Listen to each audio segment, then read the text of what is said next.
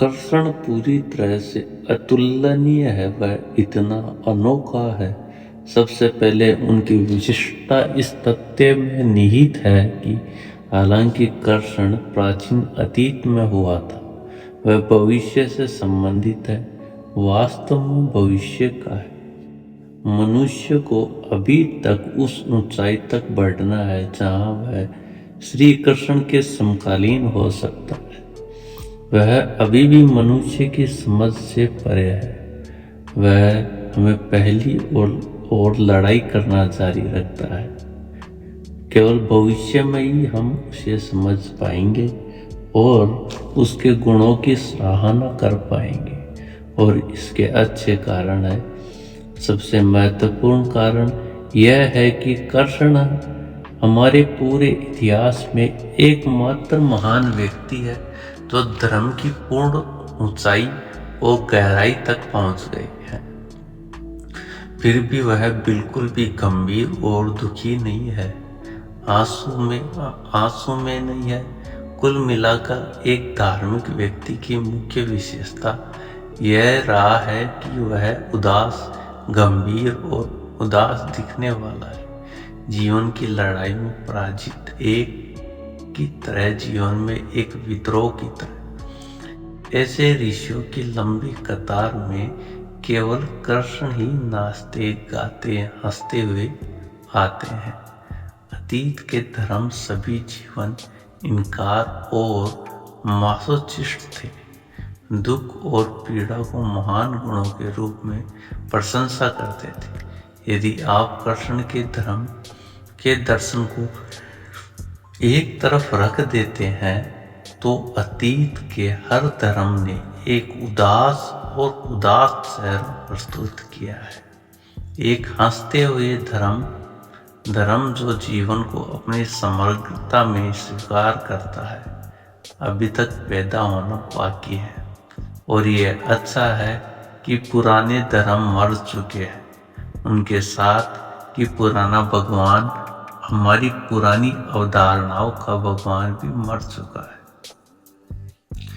यीशु के बारे में कहा जाता है कि वह कभी नहीं हंसा। वह शायद उसका उदास रूप या क्रोस पर उसके शारीरिक रूप की तस्वीर थी, जो लोगों के लिए आकर्षण का केंद्र बिंदु बन गई, जिनमें से अधिकांश स्वयं दुखी और दुखी है। गहरे अर्थों में महावीर और बुद्ध भी जीवन के खिलाफ है। वे किसी अन्य दुनिया में, किसी अन्य जीवन के पक्ष में है। वह इस जीवन से एक प्रकार की मुक्ति का समर्थन करते हैं। अब तक हर धर्म ने जीवन को दो भागों में विभाजित किया है, और जब वे एक भाग को स्वीकार करते हैं तो वे दूसरे को नकारते हैं। केवल कृष्ण ही पूरे जीवन को स्वीकार करते हैं। कृष्ण में जीवन की स्वीकृति ने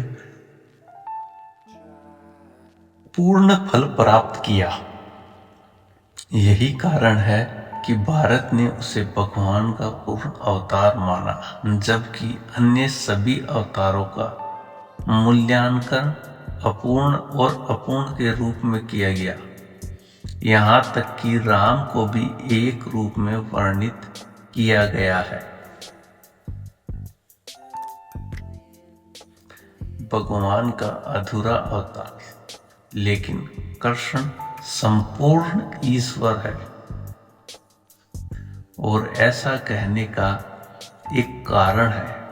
कारण यह है कि कृष्ण ने जीवन की हर चीज को स्वीकारा और अवशोषित कर लिया।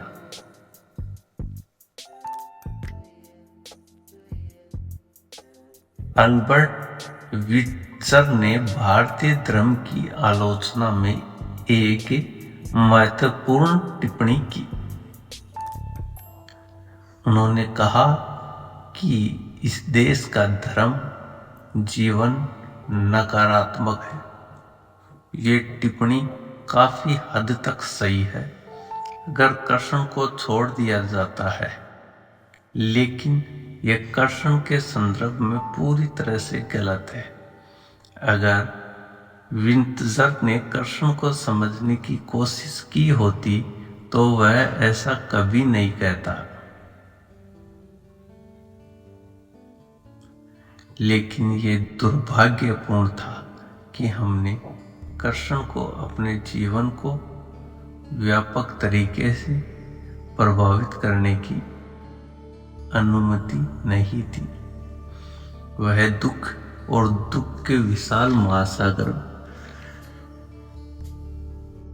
एक अकेला नर्तय द्वीप बना हुआ है जो हमारा जीवन है, या हम कह सकते हैं कि वह उदासी और नकारात्मकता के विशाल रेगिस्तान में हर्षित नृत्य और उत्सव का एक छोटा सा नकलिस्तान है।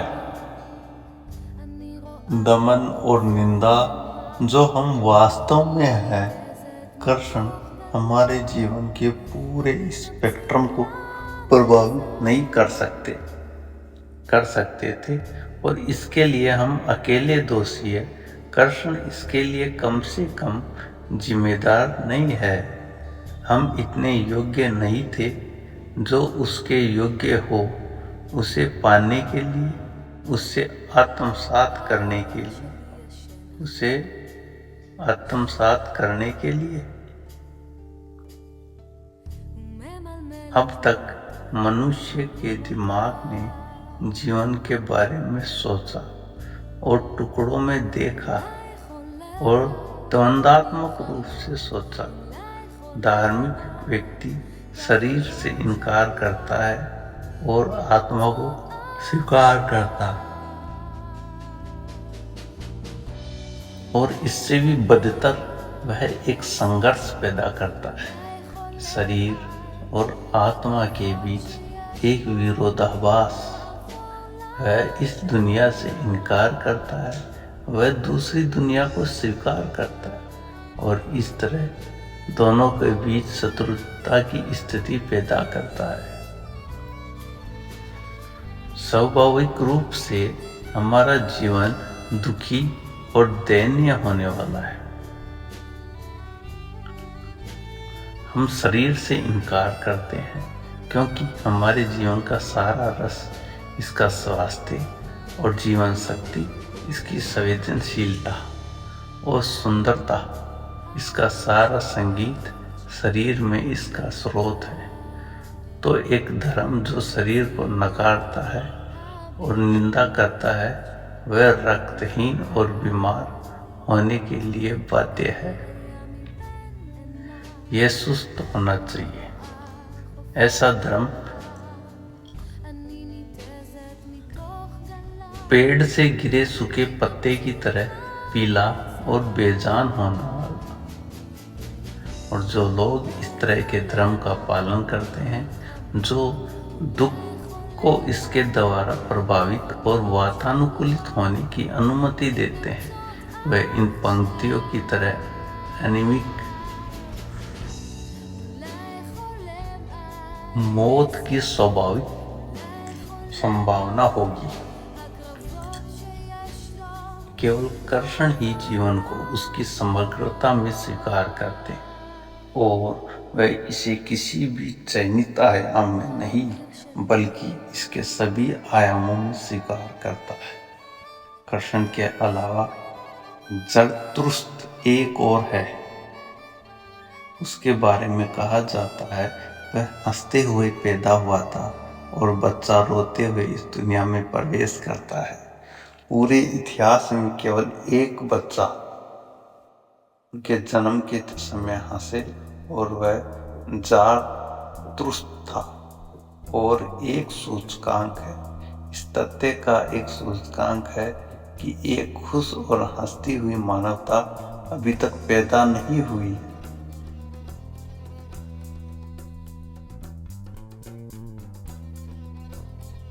केवल एक हर्षित और हंसते हुए मानवता के ही कृष्ण को स्वीकार कर सकती है। कृष्ण एक महान भविष्य है। फ्राइड के बाद धर्म की दुनिया वैसी नहीं होगी जैसे उससे पहले थी। फ्राइड अतीत के धर्मों और भविष्य के धर्म के बीच एक वाटरशेड के रूप में खड़ा है। फ्राइड के साथ एक महान क्रांति हुई है और मनुष्य की चेतना ने एक सफलता हासिल की है। फ्राइड के बाद हम फिर कभी वही नहीं होंगे। चेतना की एक नई चोटी को छुआ गया है और एक नई समझ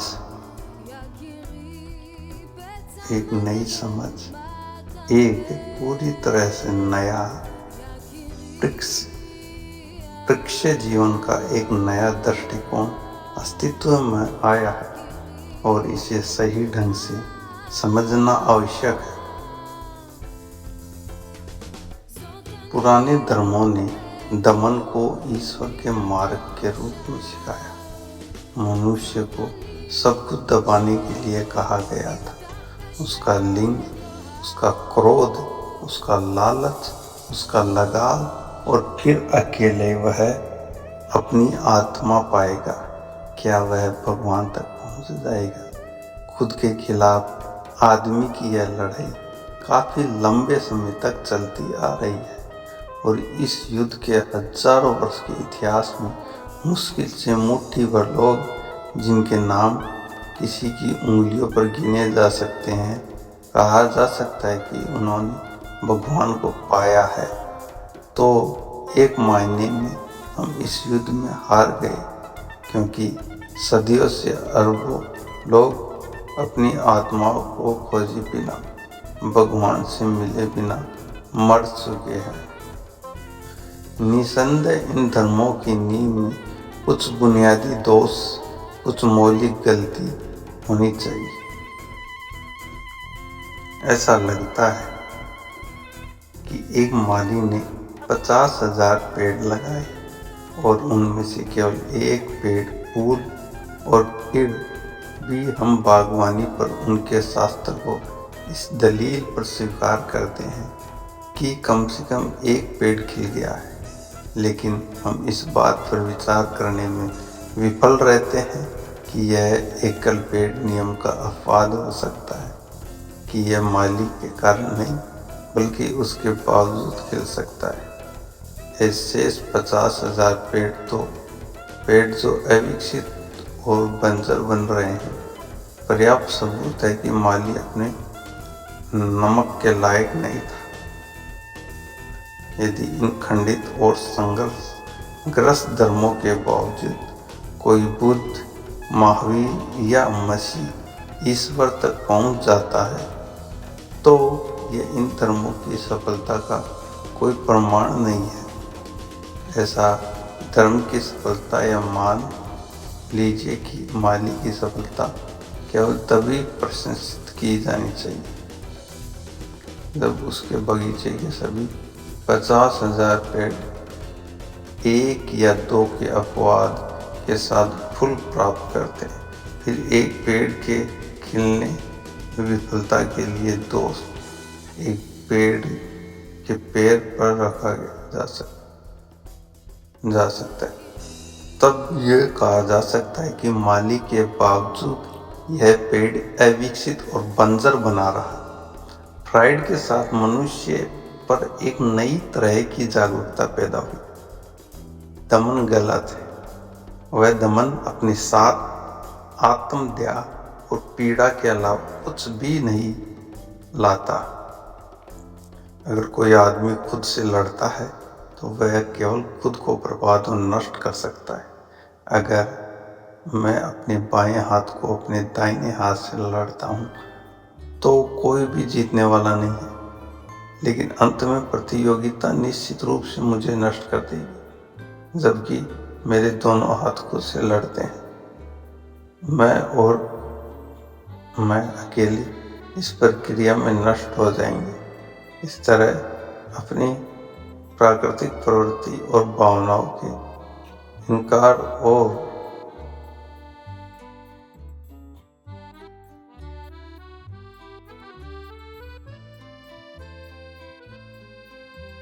दमन के माध्यम से मनुष्य आत्मघाती हो गया और खुद को मार डाला।